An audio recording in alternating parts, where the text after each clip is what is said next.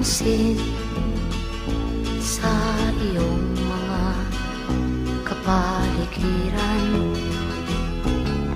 Kay dumi na ng hangin, pati na ang mga ilog natin. Hindi nga masama ang pag-unlad at malayo-layo na rin ang ating narating.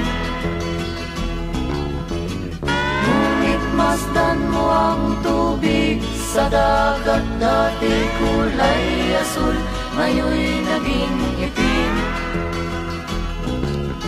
Ang mga duming ating ikinalat sa hangin, sa langit, huwag na nating paabutin. Upang kung tayo'y pumanaw man sa sariwang hangin, sa langit natin matitikman.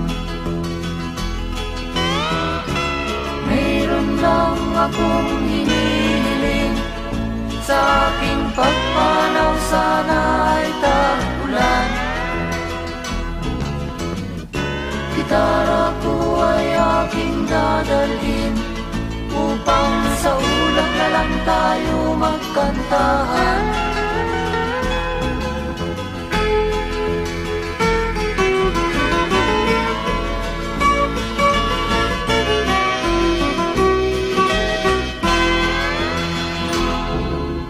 Ang mga batang ngayon lang isinilang, may hangin pa kayang matitikman?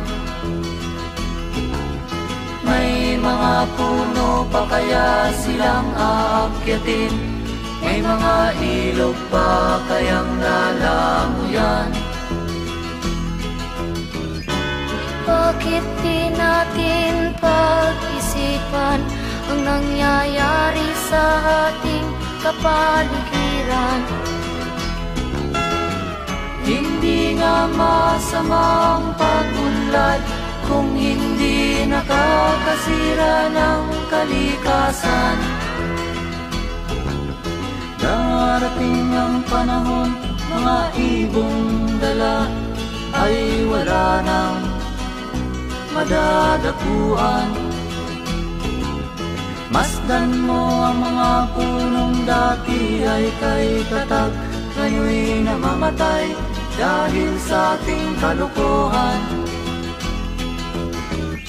Lahat ng bagay na narito sa lupa, biyayang galing sa Diyos kahit nung ika'y wala pa. Ingatan natin at huwag nang sirain pa, pagkat pag kanyang linawi tayo'y mawawala na. Mayroon lang akong hinihiling, sa aking pagpanaw sana ay tag-ulan.